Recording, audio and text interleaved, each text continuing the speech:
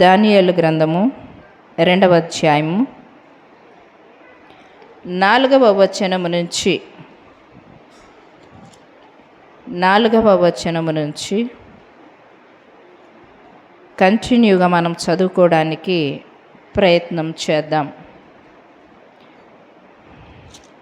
4, 5, 6, 7 వచనాలను చదువుకొని తర్వాత 11, 12 వచనాలను చదువుకుందాం.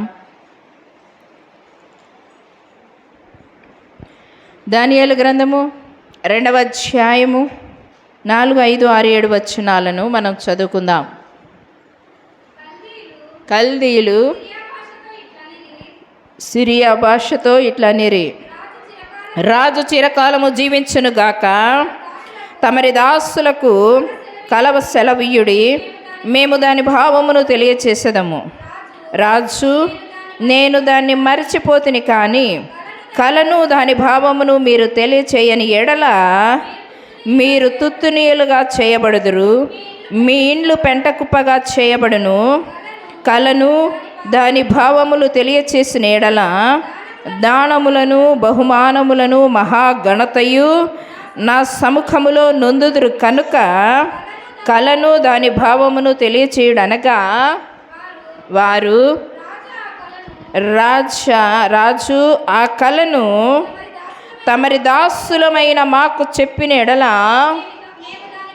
మేము దాని భావమును తెలియచేసేదమని మరలా ప్రత్యుత్తరం ఇచ్చిరి. 11వ వచనము, 12, 13 వచనాలు.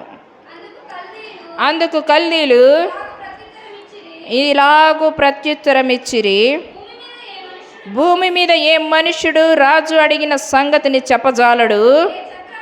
ఏ చక్రవర్తియు అధికారియు శకునగాని యుద్ధను, గారడి విద్య గలవారి యుద్ధను, కల్దీయుని యుద్ధను ఇట్టి సంగతి విచారించలేరు.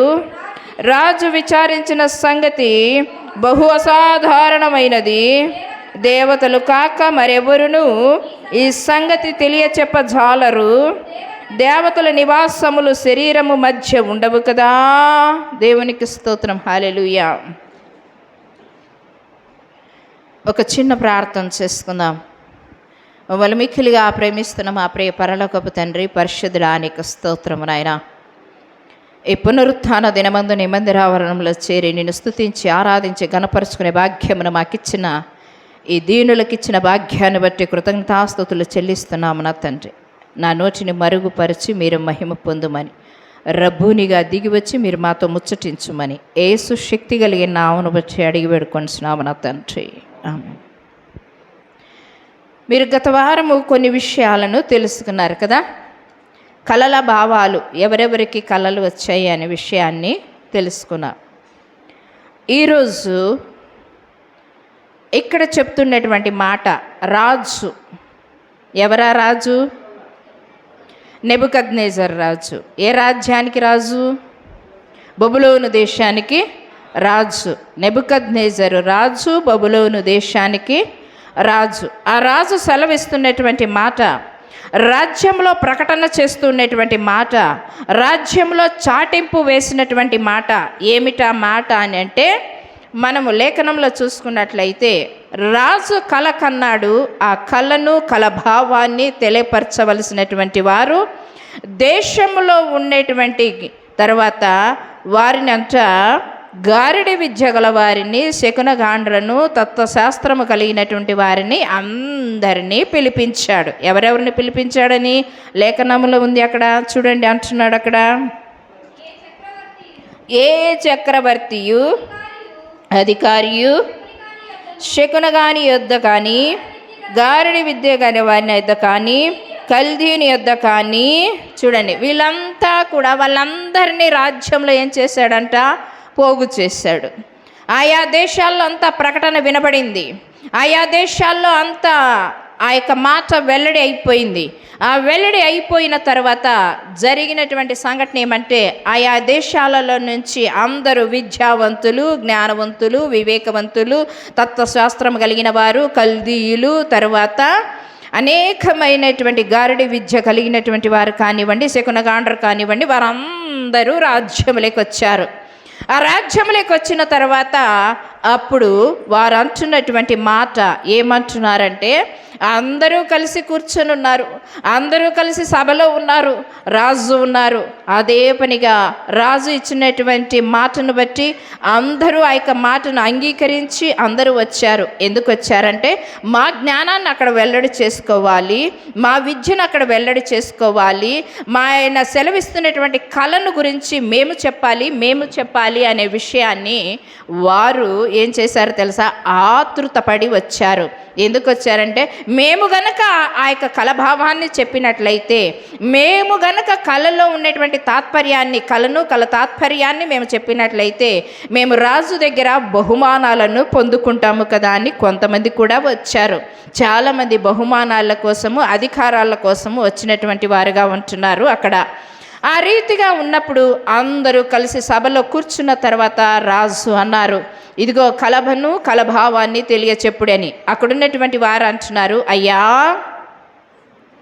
అయ్యా రాజా, నీవు కళను చెప్పినట్లయితే దాని భావాన్ని మేము వివరించి చెప్తాము, మీరు కళను మాకు తెలియచెప్పుడి, మేము వివరించేదము అని అంటున్నారు. మీరు కళను తెలియచెప్పుడి. అప్పుడు రాజు అంటున్నాడు, వారందరితో ఒక మాట అంటున్నాడు. ఏమంటున్నాడంటే, నేను కల కన్నది వాస్తవమే, నేను కల కన్నది నిజమే, కానీ నేను కనినటువంటి కళ మరచిపోయాను. ఏం చేశాడంట? నేను కనినటువంటి కళను నేను మరచిపోయాను, కానీ ఆ కళను చెప్పాలి, కళ భావాన్ని చెప్పాలి. ఏమండి, సాధ్యమేనా? కళ కనిండేది ఎవరు? రాజు. మరి కళను వాళ్ళు చెప్పమంటే ఎట్లా చెప్తారు? వాళ్ళు ఏ విధంగా చెప్తారు వాళ్ళు కదా? ఆలోచన చేయండి. వాళ్ళు కళలు కనలేదు కదా. అక్కడ లేఖనంలో మనం యేసేపు దాంట్లో మనం చూసినట్లయితే ఆదికాండ గ్రంథంలో భక్ష్యకారుడు, పానదాయకుడు ఒక రాత్రి యందు కళలు కన్నారు కదా వారిద్దరు. కానీ ఒకటే కళ కనలేదు, వారు కూడా వేరు వేరు భావాల కళలను కన్నారు. కానీ ఇక్కడ రాజు చెప్తున్నటువంటి మాట, నేను పడక మీద ఉండగా, రాత్రి నేను నిద్రిస్తూ ఉండగా నేనేం చేశాను? కళ కన్నాను. ఆ కళ ఏమి కళ అని చెప్పాలి. ఆ కళ చెప్పిన తర్వాత ఆ కళకు తగినటువంటి అర్థాన్ని కూడా మీరు తెలియచెప్పాలి. అందరూ నోటి మీద వేలేసుకున్నారు, అందరూ బిత్తరపోయారు, అందరూ ఆశ్చర్యపోయారు, అందరూ భయాక్రాంతులైపోయారు. ఎందుకు భయాక్రాంతులైనారు? ఒకవేళ చెప్పకపోతే వాళ్ళని ఏం చేస్తానన్నాడు రాజు? తుత్తు నీయలుగా సంహరిస్తాడంట. అంటే వారి ఇళ్లను కూడా పెంట కుప్పగా చేసేస్తాడంట, వారి ఇంటిని కూడా పెంట కుప్పగా చేస్తాడు. ఆ కళభావాన్ని వివరించకపోతే గనక వారిని సంహరించేస్తాడు అని కూడా చెప్పాడు. ఇప్పుడు ఇరుక్కున్నారు వీళ్ళు రాజభవనంలోకి వచ్చి. వారి జ్ఞానాన్ని ప్రదర్శించుకోవడానికి వచ్చారు, వారి విద్యను ప్రదర్శించుకోవడానికి వచ్చారు, కళభావాన్ని చెప్పగలము అని శకునగాండ్రు వచ్చారు, కళభావాన్ని వివరించగలమని గారడి విద్య గలవారు వచ్చారు. కానీ అక్కడ చూసినట్లయితే రాజా కళ చెప్పుడి మేము విప్పుతాము అంటున్నారు, రాజా కళ చెప్పుడి మేము అర్థం చెప్తాము అని అంటున్నారు, రాజా కళ చెప్పుడి దాని తాత్పర్యమును చెప్తాము అని అంటున్నారు. కానీ అక్కడ చూసినట్లయితే అక్కడ కళ లేదు, తాత్పర్యము లేదు కదా. కళ లేదు, తాత్పర్యం లేదు. ఒరే, ఇప్పుడు ఏది చెప్పినా ముందు పోతే నుయ్యి, అనకపోతే గొయ్యి అన్నట్టుగా ఉంది. చెప్పినా తిప్పలే, చెప్పకపోయినా తిప్పలే. ఒకవేళ చెప్పినా అది సరి అయినదా కాదా, ఆ కళ కొంచెం జ్ఞాపకం చేసుకున్నామంటే, మొదట జ్ఞాపకం చేసుకున్నామంటే చివరిదంతా గుర్తుకొస్తుంది రాజుకి. చివరిది జ్ఞాపకం చేసినామంటే మొదటికి గుర్తుకొస్తుంది. కానీ చివరిది జ్ఞాపకం రాకుంది, మొదటిది జ్ఞాపకం రాకుంది. కానీ ఏది రానప్పుడు ఏది చెప్పాలన్నా మనము ఏం కలగన్నాడని చెప్పాలరా అని చెప్పేసి తబ్బిబ్బైపోయారు. ఇప్పుడు చెప్పినా తిప్పలే, చెప్పకపోయినా తిప్పలే, ఎట్లా రా నాయనా అని ఆలోచన చేస్తూ వాళ్ళు అంటున్నారు, అయ్యా ఏ చక్రవర్తి కానీ ఈ కళను వివరించి చెప్పలేడు, ఏ చక్రవర్తి కానీ ఈ కళను గురించి వివరించి చెప్పలేరు. కానీ దేవతలు మాత్రమే చెప్పగలుగుతారు. ఎవరంట? దేవుళ్ళు, దేవతలు మాత్రమే చెప్పగలుగుతారు. అది కూడా దేవతలు మానవుల మధ్య నివాసం చేయవు కదా, మానవుల మధ్య నివాసము చేయవు. ఆ దేవతలు, పరిశుద్ధమైనటువంటి దేవతలు మానవుల మధ్య నివాసము చేయవు. ఒకవేళ ఆ కళను కళ భావాన్ని చెప్పాలంటే వారికి మాత్రమే సమర్థము, వారికి మాత్రమే తెలుసది. అంతేకాని మానవులమైనటువంటి మేము చెప్పలేము అన్నట్టుగా అక్కడ సంబోధిస్తూ ఉన్నారు, అక్కడ మాట్లాడుతూ ఉన్నారు వాళ్ళు. ఆ మాట్లాడుతూ ఉండేటప్పుడు వెంటనే అక్కడ ఉన్నటువంటి అరియోకు అనేటువంటి దేహ సంరక్షణ అధిపతి అయినటువంటి ఆయనకు ఆజ్ఞాపిస్తాడు. ఏమని? రాజు ఆజ్ఞాపిస్తాడు, ఇదిగో ఈ యొక్క రాజ్యములో ఏ పట్టణాల నుంచి వచ్చారో, ఏ ప్రాంతాల నుంచి వచ్చారో వారినందరినీ ఏం చేయమంటున్నాడు? జ్ఞానులనందరినీ. అంతకుముందు జ్ఞానులు పిలిపించమని చెప్పలేదు అక్కడ, బాగా వినండి. అంతకుముందు జ్ఞానులను పిలిపించమని చెప్పారా? చెప్పలేదు. కానీ అక్కడ ఉన్నటువంటి అరియోకుకు ఏమని చెప్తున్నాడంటే, దేశంలో ఉన్న జ్ఞానులనందరినీ, దేశంలో ఉన్న గారడి విద్య వాళ్ళని, దేశంలో ఉన్న శకునగాండ్రను, దేశంలో ఉన్నటువంటి విద్యావంతులను అందరినీ సంహరించమని ఆయనకు ఆజ్ఞాపించేశాడు. ఆయనకు ఆజ్ఞాపించిన వెంటనే ఆయన బయలుదేరి జ్ఞానులనందరినీ సంహరించడానికి పన్నాగం పట్టుకొని ముందుకు వెళ్ళిపోయాడు. పట్టం పట్టుకొని కదా ముందుకు వెళ్ళిపోయాడు. ఆ ముందుకు వెళ్ళిపోయినప్పుడు అక్కడ చెప్పినటువంటి మాట, జ్ఞానులలో ఎవరున్నారు? ఇక్కడ జ్ఞానులో ఉన్నటువంటి వారు ఇక్కడ కూడా వీళ్ళు ఉన్నారు. షద్రక్ మేషక్ అబేద్నెగో అనే వాళ్ళు కూడా, దానియేలు కూడా ఉన్నారు, వాళ్ళంతా ఉన్నారు. కనుక వాళ్ళకు కూడా ఆ సమాచారం తెలియపరచబడింది.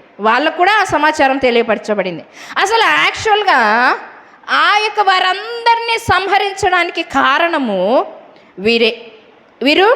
ఎందుకు వీరు అని అంటే కనుక, వీరు ఆ దేశంలో ఉండకూడదు. నిజదేవుణ్ణి ఆరాధన చేస్తున్నటువంటి వీరు, మంచి జ్ఞానము కలిగినటువంటి వీరు, పరిశుద్ధ దేవతల ఆత్మను కలిగినటువంటి వీరు ఆ దేశంలో ఉండకుండా చేయాలి అని సాతాను యొక్క ఆలోచన. అందుకే ఏం చేశాడంటే సాతాను ఆ జ్ఞానులను సంహరించడం కోసము, అక్కడ 1000 మంది ఉన్నారో 2000 మంది ఉన్నారో తెలియదు, ఆ సభలోకి వచ్చినటువంటి వారు ఆ కలభావాన్ని తెలియపరచడానికి, వారి కోసము కాదు, కానీ వారికంటే ముఖ్యంగా ఇక్కడున్నటువంటి ఈ నలుగురు చావాలనే సాతాను ఉద్దేశం. ఇక్కడున్నటువంటి నలుగురు చావాలనే ఉద్దేశం. ఆ నలుగురి కోసము ఆ పన్నాగం అక్కడ పన్నించబడింది సాతాను. బాగా జ్ఞాపకం చేసుకోండి. లేఖనంలో మనము నిర్గమకాండం 1వ అధ్యాయంలో మనం చూసినట్లయితే ఫరో రాజు కూడా ఒక మాట చెప్తాడు. అంటే అది ముందు నుంచి, ఆది కాండము నుంచి మనం చూసినట్లయితే, ఎవరైతే నీతిమంతులుగా ఉన్నారో, ఎవరైతే జ్ఞానవంతులుగా ఉన్నారో, ఎవరైతే దేవుని ఆత్మను కలిగినటువంటి వారు ఉన్నారో, సాతాను వారిని సంహరించాలని ముందు నుంచి చూస్తూనే ఉంది. దానియేలు గ్రంథంలోనే కాదు, కానీ ఆది కాండం నుంచి మనం చూస్తూ ఉన్నట్లయితే గనక ఆదామును శోధించాడు సాతాను. ఎందుకు? ఆదాము ద్వారా సంతానం ఉత్పత్తి అవుతుందని చెప్పేసి ఆ విధంగా చేస్తున్నాడు. కానీ నిర్గమకాండం 1వ అధ్యాయం లాస్ట్ వచనంలో మనం చూసినట్లయితే అక్కడ చెప్తున్నటువంటి మాట, అక్కడ మోషే జన్మించాడు. మోషే బాలుడు, సుందరుడైనటువంటి ఆయన 2 సంవత్సరాల లోపు పిల్లలనందరినీ ఏం చేయమంటున్నాడు? అక్కడ రాజు సంహరించేసి నదిలో పారవేయమంటున్నాడు, అందరినీ సంహరించమంటున్నాడు. ఎందుకు? ఆ దేశంలో మోషే పుట్టాడు అని, ఆ దేశంలో మోషే పుట్టుకొస్తాడని చెప్పేసి, ఆ దేశంలో ఉన్నటువంటి బానిసత్వంగా జీవిస్తూ ఉన్నటువంటి హెబ్రీయులను ఆయన పాలు తేనెలు ప్రవహించే దేశానికి తీసుకొని వెళతాడని, ఆ మోషే జన్మము ఐగుప్తు దేశంలో కలగకూడదని చెప్పేసి సాతాను ఏం చేస్తాడో తెలుసా? ఆ బాలుడైనటువంటి మోషేను చంపడానికి అక్కడున్నటువంటి దేశంలో ఉన్నటువంటి మంత్రసానులను, హెచిప్రాపూయ అనేటువంటి మంత్రసానులకు ఆజ్ఞాపిస్తాడు. ఇదిగో, ఏ స్త్రీ అయితే గర్భముతో ఉంటుందో, ఏ స్త్రీ అయితే ప్రసవ వేదన పడుతుంటుందో, ఆ ప్రసవ వేదన పడుతున్నటువంటి స్త్రీ ఆడపిల్లలను గనక కనినట్లయితే బ్రతకనీయుడి, మగ పిల్లవాడిని కనినట్లయితే చంపి ఏం చేయాలంట? నదిలో పారవేయండి అన్నట్టు, నదిలో పారవేయండి. ఇప్పుడు మోషే పురుషుడు గనక మోషే ఆ దేశంలో జన్మకు కారణము కాకూడదు అనేటువంటి ఉద్దేశంతో సాతాను పన్నాగం పన్నాడు. ఇదిగో, ఆ మోషే గనక జన్మించినట్లయితే, మోషే పెరిగి పెద్దవాడైనట్లయితే గనక వీళ్ళు బానిసలుగా నా దగ్గర పని చేస్తున్నారు, బానిసత్వం నుంచి విడుదల పొందుకొని వెళ్ళిపోతారు. సాతాను అక్కడ కూడా పన్నాగం పన్నాడు. మనం ఇంకా లేఖనంలో చూసినట్లయితే నజరేయుడైనటువంటి యేసు జన్మించినప్పుడు కూడా యేసు జన్మించినప్పుడు కూడా హేరోదు కాలాన్ని చూసినటువంటి ఆయన, హేరోదు ఆ కాలంలో ఎవరెవరైతే మగపిల్లలు పుట్టారో అక్కడ కూడా 2 సంవత్సరాల లోపు పిల్లలను అందరినీ సంహరించమని హేరోదు జారీ చేసేసాడు. అప్పుడు వెంటనే జ్ఞానులు బయలుదేరారు. 2 సంవత్సరాలకు వచ్చారు. యేసు ప్రభు జన్మించిన తర్వాత 2 సంవత్సరాలకి ఆ ఇంట వచ్చినట్టుగా మనం చూస్తూ ఉన్నాం. జ్ఞానులందరూ వచ్చారు. జ్ఞానులందరూ వచ్చిన తర్వాత నేరుగా హేరోదు రాజు దగ్గరికి వచ్చారు. హేరోదు రాజు దగ్గరికి వచ్చినప్పుడు యూదుల రాజుగా పుట్టినవాడు ఎక్కడ ఉన్నాడు అని అడిగారు. యూదుల రాజుగా పుట్టినవాడు ఎక్కడున్నాడు? అప్పుడు వెంటనే వాళ్ళ దగ్గర ఉన్నటువంటి గ్రంథాలను, పుస్తకాలను అన్నిటినీ తెప్పించి చూశారు. యూదుల రాజుగా పుట్టేటువంటి వాడు కాల జ్ఞానంలో మీరు చూడండి అని చెప్పేసి అందరినీ పుట్టించిన తర్వాత ఇదిగో యూదా బెత్లెహేములో పుడతాడని చెప్పాడు. వెంటనే రాజు ఏం చేశాడు?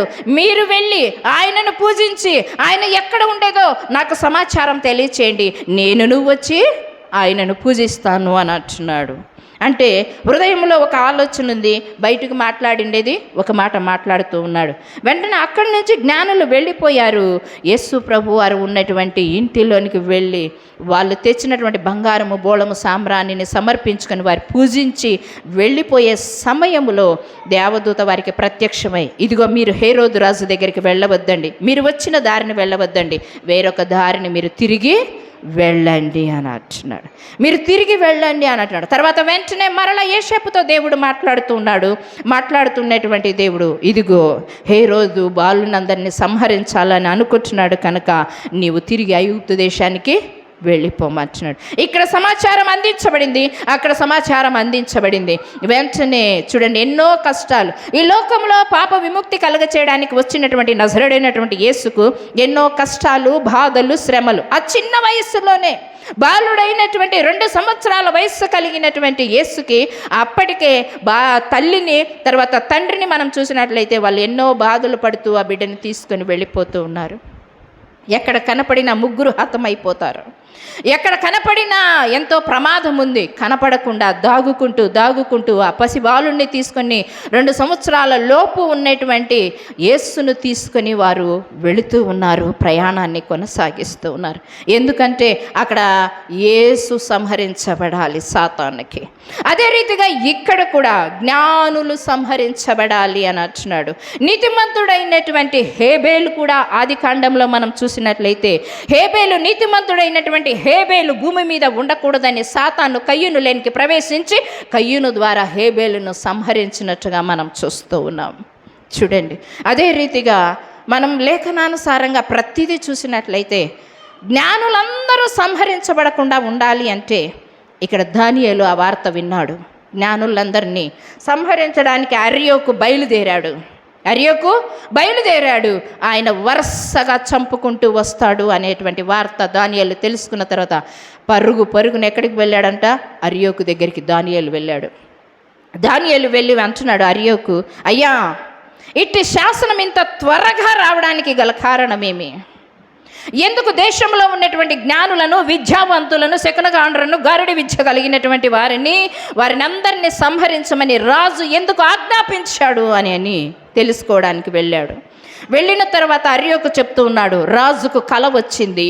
ఆ కల భావాన్ని తెలియచెప్పినటువంటి వారు ఈ దేశంలో ఎవ్వరూ లేరు కనుక జ్ఞానము కలిగినటువంటి వారు నా దేశంలో, జ్ఞానము లేనటువంటి వారు నా దేశంలో ఉండకూడదు అని చెప్పేసి జ్ఞానము కలిగిన వారిని, జ్ఞానం లేని వారిని ఏం చేస్తున్నాడు? అక్కడ సంహరించేస్తున్నాడు. ఆ సంహరించమని రాజు ఆజ్ఞ అయినది కనుక నేను సంహరించడానికి బయలుదేరుతున్నాను అంటాడు. అప్పుడు అర్యోకుతో అంటాడు, రాజు దగ్గరికి వెళ్ళి, అయ్యా, నాకు కొద్ది సమయాన్ని ఇయ్యి, కొద్దిగా గడువునియ్యి, నాకు 2 రోజుల 3 రోజుల గడువు ఇయ్యి. నాకు ఆ గడువు ఇచ్చినట్లయితే నువ్వు కనినటువంటి కలను, కల భావాన్ని నేను నీకు చెప్పదని అంటాడు. ఆ గడువు తీసుకున్నాడు దానియేలు. ఆ గడువును తీసుకున్న తర్వాత ఆ గడువును తీసుకొని బయలుదేరి వచ్చాడు దానియేలు. బయలుదేరి తన స్నేహితుల దగ్గరికి వచ్చాడు, తన గది దగ్గరికి వచ్చాడు. గది దగ్గరికి వచ్చి స్నేహితులతో ముచ్చటిస్తూ ఉన్నాడు. ఏమని అంటే, ఇదిగో రాజు ఈ విధమైనటువంటి శాసనాన్ని చేశాడు. రాజు ఈ విధమైనటువంటి ఆజ్ఞను జారీ చేశాడు. ఆయన కల కన్నాడంట. ఆ కలను, ఆ కల భావాన్ని తెలియచెప్పగలిగినటువంటి వారు కావాలి అని అంటున్నాడు. కనుక దేశంలో ఎవరు చెప్పలేకపోయారు, తత్వజ్ఞానులు, శాస్త్రవేత్తలు ఎవరు చెప్పలేకపోయారు. నేను చెప్తానని రాజు దగ్గర మాట ఇచ్చి వచ్చాను. కనుక మనమందరము మోకరించి ప్రార్థన చేద్దాము అన్నాడంట. దేవునికి స్తోత్రం. హల్లెలూయా. గదిలో రాత్రికాల సమయం మందు వారు ఒంటరిగా ప్రార్థన చేస్తున్నారు. ఒంటరిగా అంటే దానియేలు ఒక్కడే చేయడం లేదు. దానియేలు స్నేహితులు కలిసి వారు దేవుని దగ్గర పట్టుదలతో ప్రార్థన చేశారంట. అయ్యా, మాకు కలభావాన్ని చెప్పు. ఈ దేశానికి మేము బానిసలుగా వచ్చాము. ఈ దేశానికి మేము ఒక బానిసలుగా వచ్చాము నాయన. ఆ బానిసగా వచ్చినటువంటి మేము జ్ఞానము కలిగినటువంటి వారమని, నీ యొక్క ఆత్మను కలిగి ఉన్నటువంటి వారమని, నీ యొక్క ప్రసన్నతను కలిగినటువంటి వారమని, నీ బిడ్డలైనటువంటి మేమని, నీ సొత్తైన జనాంగమని మేమని వారు తెలుసుకోవాలి అంటే ఈ కళను, ఈ కలభావాన్ని మాకు తెలియపరచు అని దేవుని నామంలో ఏకాత్మ కలిగి, ఏక స్వరము కలిగి, ఏక హృదయాన్ని కలిగి వాళ్ళందరూ కలిసి ప్రార్థన చేస్తూ ఉన్నారు. దేశంలో అలజడి వచ్చింది. దేశంలో రక్తపాతం జరగబోతా ఉంది. దేశంలో అందరూ హతులవ్వబోతూ ఉన్నారు. అది ఆపడానికి దానియేలు కంకణం కట్టుకున్నాడు. దానియేలు దేవుని దగ్గర ప్రార్థన చేస్తున్నాడు.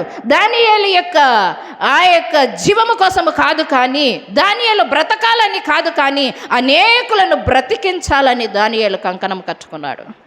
దానియేలు ఒక నిర్ధారణ చేసుకున్నాడు. నా దేవుని దగ్గర మొరపెట్టినట్లయితే నా దేవునికి అసాధ్యమైనది ఏది లేదు కనుక, నా దేవుడు సాధ్యపరుస్తాడు కనుక, దేవుడు కళను చెప్తాడు, కలభావాన్ని చెప్తాడని మోకాళ్ళుని 2 చేతులు ఆకాశం వైపు ఎత్తి వారు ఏకాత్మ కలిగి ప్రార్థన చేస్తూ ఉన్నారు. అందరూ హృదయాన్ని విప్పారు. భారభరితంగా ప్రార్థన చేస్తున్నారు. కన్నీటితో ప్రార్థన చేస్తున్నారు. వేదనతో ప్రార్థన చేస్తున్నారు. బానిసలుగా వచ్చినటువంటి మేము ఈ దేశంలో గుర్తింపు కలగాలి. దేవునికి స్తోత్రం. హల్లెలూయా. ఈ దేశంలో ఒక గుర్తింపు రావాలి. ఈ దేశంలో ఇదిగో మేము అంటే ఒక గుర్తింపు రావాలి. బానిసలుగానే బ్రతకకూడదు మేము. బానిసలుగానే మేము జీవించకూడదు మేము. నీ సొత్తు అయినటువంటి మేము, నీ దాసులమైనటువంటి మేము, యూదా జనాంగములో నుంచి వచ్చినటువంటి రాబోతున్నటువంటి వారమైనటువంటి మేము, ఇదిగో యూదులైనటువంటి మమ్మల్ని యెరూషలేము నుంచి తీసుకొని వచ్చారు. కనుక అయ్యా, మాకు ఆ కళను తెలియపరచు. ఎంత ప్రార్థించారు, ఎంత రోధించారు, ఎంత వేదన పడి దేవుని దగ్గర తాము తగ్గించుకొని ప్రార్థన చేశారు. ఆ ప్రార్థన చేస్తూ ఉండగానే దేవుడు దానియేలుతో మాట్లాడుతూ ఉన్నాడు. మాట్లాడిన వెంటనే దానియేలుకు కళను చూపించాడు, కళ భావాన్ని తెలియపరిచాడు. దేవునికి స్తోత్రం. హల్లెలూయా. కళను చెప్పాడు, కళ భావాన్ని కూడా వివరించాడు. కళను చెప్పాడు, కళ భావాన్ని చెప్పాడు. వెంటనే దానియేలు లేచి పరుగున రాజు దగ్గరికి వెళ్ళాడా? వెళ్ళలేదు. రాజు దగ్గరికి వెళ్ళలేదు. కళ తెలుసుకున్నాడు, కళభావాన్ని తెలుసుకున్నాడు. తెలుసుకున్నటువంటి దానియేలు స్నేహితులు కలిసి ఏం చేశారో తెలుసా?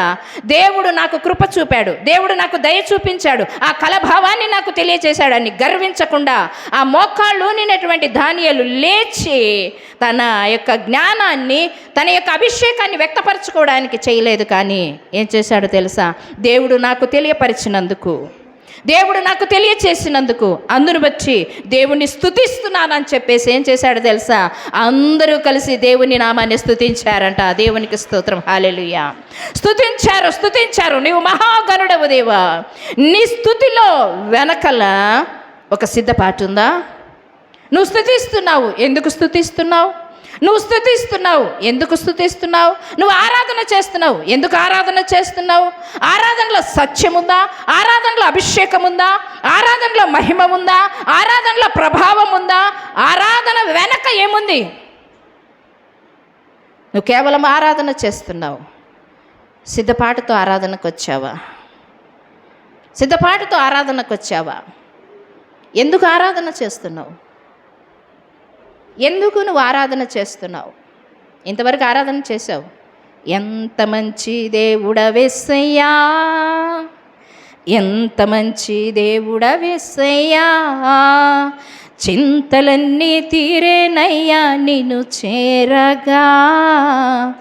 ఎంత మంచి దేవుడవేసయ్యా. చింత ఇప్పుడు దానియేలుకి ఏమునింది? కలభావాన్ని చెప్పాలన్న ఆలోచన.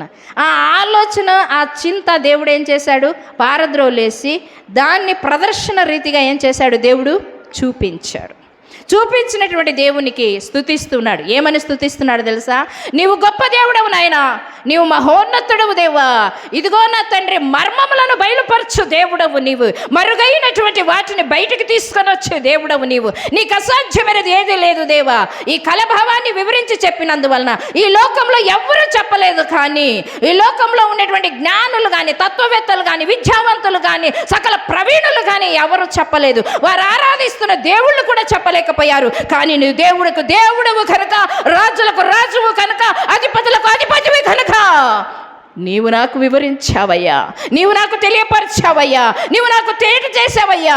అందును బట్టి స్తుతిస్తున్నాను, అందును బట్టి ఆరాధన చేస్తున్నాను, అందును బట్టి నిన్ను ఘనపరుస్తున్నాను, అందును బట్టి నిన్ను మహిమపరుస్తున్నాను దేవా, అందును బట్టి నిన్ను కొనియాడుతున్నాను దేవా. మర్మములు బయలుపరచువాడా, పరలోకమందు ఆశీనుడమైన దేవా, నువ్వు మర్మాలను బయలుపరుస్తున్నావు దేవా, మర్మాన్ని తెలియజేసిన దేవా.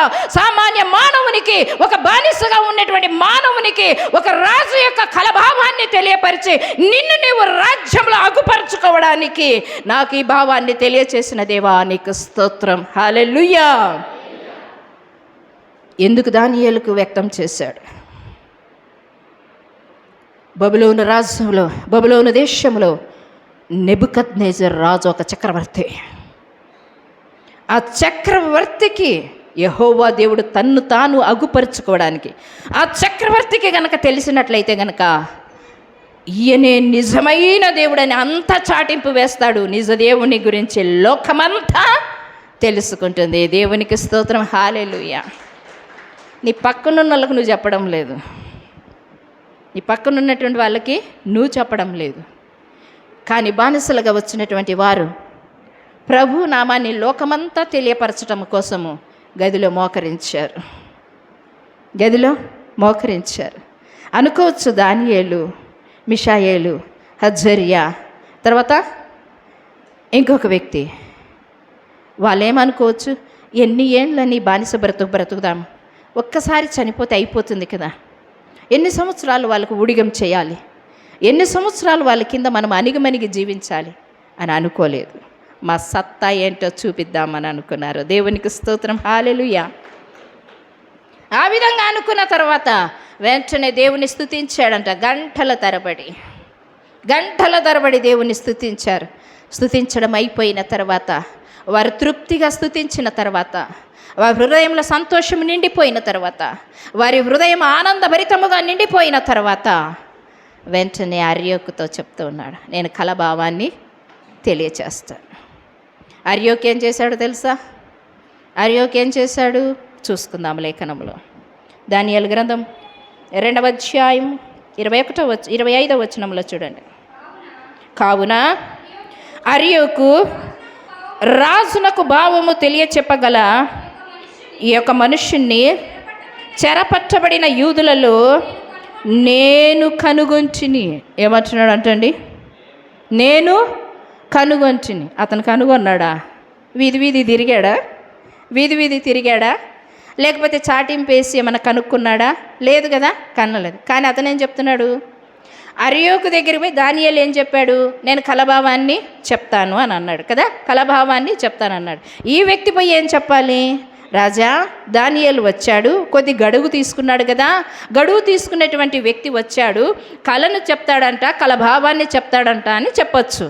ఇక్కడ దానియేలు రాజు దగ్గర ఈ వ్యక్తి అర్యోకు చెప్తున్న మాట ఏమంట తెలుసా? నీ యొక్క కలభావాన్ని తెలియచెప్పగల మనుష్యుని నేను కనుగొన్నాను అంటున్నాడు. అది కూడా ఏది? యూదులలో నుంచి వచ్చినటువంటి బానిస. నేను కనుగొన్నాను అన్నట్టు, అంటే తన్ను తాను, అంటే నువ్వే కదా ఈ మనిషిని తీసుకొని వచ్చిండేదని రాజు దగ్గర రెండితల బహుమానం పొందుకోవాలని అనుకున్నాడు ఈ అర్యోకు కదా. వెళ్ళిన తర్వాత రాజు దగ్గరికి దానియేలు తీసుకొని వెళ్ళారు. దానియేలు వెళ్ళిన తర్వాత రాజుతో అంటున్నాడు, నిజముగా నీవు కలభావాన్ని చెప్పగలవా? అయ్యా, నేను చెప్తాను, కళను చెప్తాను, కలభావాన్ని చెప్తానయ్యా. కానీ నాకు విశేషమైనటువంటి జ్ఞానం ఉండుట వలన నేను చెప్పడం లేదు, విశేషమైనటువంటి విద్య ఉండడం వలన నేను చెప్పడం లేదు, విశేషమైనటువంటి తత్వజ్ఞానము తెలిసిన వాడను కనుక నేను చెప్పడం లేదు. కానీ మర్మములు బయలుపరచగలవాడు పరలోకమందు ఆయన ఉన్నాడు కనుక ఆయన నీకు బయలుపరుస్తున్నాడు అని అంటున్నాడు. దేవునికి స్తోత్రం, హల్లెలూయా. నేను కాదయ్యా బయలుపరిచేది, పరలోకమందు మర్మములు బయలుపరచగల శక్తిమంతుడు, ప్రభావవంతుడు, అధిక సంపన్నుడు, అధిక స్తోత్రార్హుడు ఆయన నీకు బయలుపరుస్తూ ఉన్నాడు. నా దేవుడు గొప్పవాడు, నా దేవుడు గొప్పవాడయ్యా. ఇదిగో రాజ్యా, కళను కలభావాన్ని నేను తెలియచేస్తాను అని అంటున్నాడు. మరి ఆ కళలో ఏం కనపడింది, ఆ కళలో ఏమొచ్చింది అనే విషయాన్ని నెక్స్ట్ వీక్ మనం తెలుసుకుందాము. ఆ కళను తర్వాత కళభావాన్ని కూడా మనం తెలుసుకోవడానికి ప్రయత్నం చేద్దాం. నెక్స్ట్ వీక్ భావాన్ని చెప్పాలంటే మీ అందరి ప్రార్థన